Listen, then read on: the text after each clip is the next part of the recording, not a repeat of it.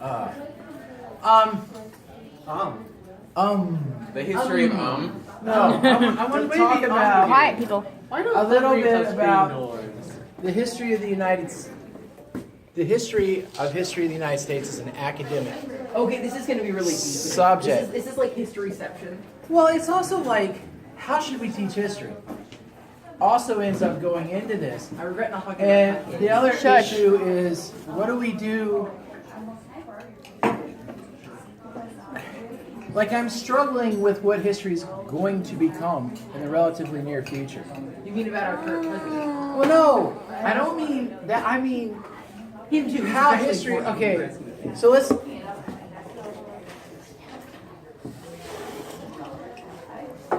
we'll start with the slide aside. So if we are becoming so technologically different, right? We're becoming, for lack of a better term, we're becoming deeper.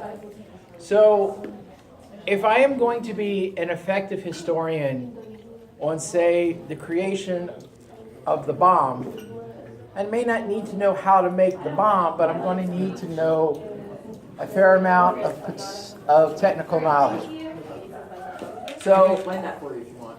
well, no, I mean, I understand it, but what I'm saying is, as we sort of divide and become more technologically advanced and more specialized, is history going to change, and should it change? I mean, most people who are really into something end up being into the history of that thing. So one of the coolest things I've ever seen in terms of a history came from a guy who's a high school dropout. All right? So his deal was, he was a high school dropout who ended up playing in a band, who was about to give up on his musical career, and he was 24 hours away from calling his dad and saying, can you send me money for a bus to go from California back to Northern Virginia? And then someone calls him and says, hey, we're forming a new band, it's called Nirvana. We want you to come play our drums, right? So what he did is he went through and said, where did my music come from? And what influenced what I produce and what I sing and make? And so he makes a documentary series where he goes to 6 different cities and he examines both sort of his musical journey, right? But also who came before him that brought about not only his style of music, but things like the independent songwriter. So he goes to Nashville and he concentrates on the independent songwriter, and he makes this documentary called Sonic Road, right? Does anybody know who I'm talking about? Nirvana, I don't know his name. He was the lead of it. So, well, that's your homework. I'm not going to tell you. And if you get to go watch, oh, dude, you are off by a decade. If you get a chance to go watch it, it's called Sonic Highway. And it won all kinds of awards. So he's producing musical history based on sort of his interactions. So the question becomes, is that history? Because it's a history of music, I mean, history needs to be a history of other things, right? So is that history? So if we go back in time in the United States, there were a handful of people who wrote books about colonial history and about what happened locally, largely in their community. But history, if you went to college and you went to high school, you didn't really study history. You didn't study modern history at all. You studied the classics. You studied Greek history, you studied Roman history. I wish.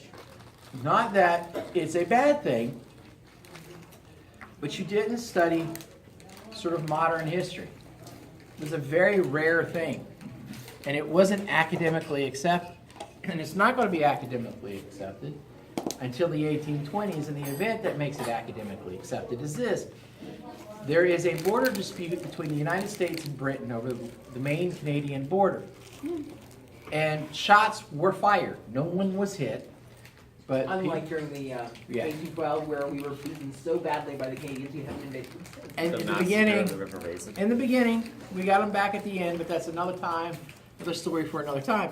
So what happened, what's called the Aroostook War, is they're fighting really over lumber and lumber rights. And so you've got lumberjacks and fistfights, and you've got these issues. And so there was an American, Lumberjack and I'm okay. there's an American, a graduate of Harvard, who was arguing that we should study modern history. So this is the 1820s, so his phrase of modern history. So he goes to Paris, and he's studying in Paris, and he's doing research in Paris, and he goes into the archives in Paris, and he finds a map. And it takes him a little while, and then he realizes what the map is. The map was the map that Benjamin Franklin took into the peace negotiations at the end of the American Revolution and had written where the boundary was supposed to be, with notes on the side. Now it turns out the British had a map that was almost the exact same, but they didn't tell us they had the map because they wanted to push the borders further south. Clever, Okay. clever British. No more Maine for us. So this guy's name is Jared Sparks. Jared Sparks brings the map back and gives it to the American diplomats and says, this is what Franklin thought the border should be, and there were some inaccuracies in the maps. So it wasn't 100%, but it was pretty close. And so after this comes out in the newspaper and we have this map and we're probably not going to war with England over the border and things are settling down and we have a peace agreement based on this map, Jared Sparks then says, see, I told you, modern history is important. So Jared Sparks is immediately hired at Harvard as a professor of ancient and modern history. And then one of the most important things to happen to academic history in terms of U.S. history is later, after about 8 or 9 years, Jared Sparks becomes the president of Harvard, and he hires an entire department of people, and Harvard begins to teach American history. Now, this is also happening at a time when the last survivors of the American Revolution are dying. So that plays a role in it, in that Jared Sparks, and well, Americans in general are saying, we created the American Revolution, we need to define the American Revolution. This is something that's important that we've done. So how are we going to define it? How are we going to remember it? So all those things are sort of happening at the same time. All right? John Adams is dead by this point. John Adams dies right after that. It's about the same time. So John Adams 1826, and yeah. Thomas Jefferson died on the exact same day. 1826, July 14th. So that leaves us. Yes. That leads us to sort of the next stage in where we go. There are different kinds of histories, right? And I don't mean just, the history of bird watching, the history of music. I mean, there are different kinds of histories. And I don't mean state, there are obviously national, world, and local. But what I mean is there's academic history, there's popular history, right? Then there's history of individual things, interests, we'll call them. So, what is the difference between academic and popular history? Anybody? Go ahead. So I would say academic would be really unbiased. Popular, you have to take into account bias because I bet there would be a lot more, let's say, primary sources, and then you'd have to analyze the tone of like the author, Okay, history. I mean, I think there's something to what you're saying, but academic history, what's making them different really is their goal. An academic history is supposed to be written for other academics. It's usually on a fairly small point, and it's an argument. And it's usually a very defined argument. So, I